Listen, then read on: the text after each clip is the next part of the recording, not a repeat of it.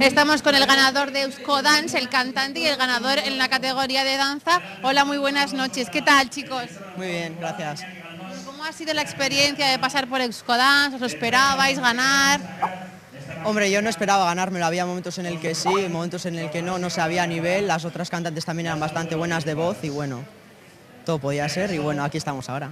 ¿Y vosotras, en vuestro caso?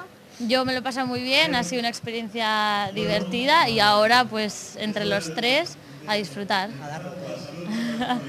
¿Lo veíais complicado el poder llegar a ganar? ¿Había mucha competencia, mucho nivel? ¿Cómo lo habéis visto vosotros desde dentro? Si hay una competición siempre es difícil, ¿no? O sea, siempre hay gente que lo hace bien y tú lo que tienes que dar es lo mejor de ti y bueno, lo que salga será, tampoco hay que estar pendiente tanto de los demás. Bueno, enhorabuena, chicos, eso es lo primero. ¿Algún proyecto de futuro, metas, objetivos?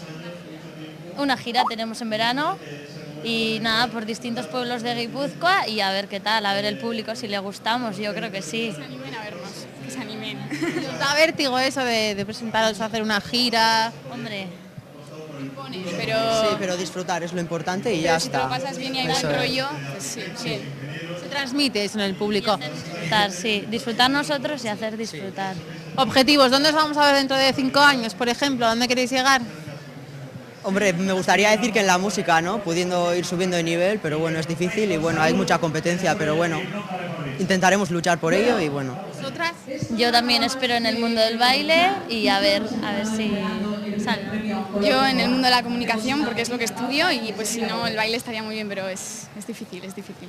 Bueno, yo creo que tenéis mucho talento, aquí se ha demostrado y muchísima suerte en lo que os quede de futuro. Gracias. Eskerrik asko. Ni es que...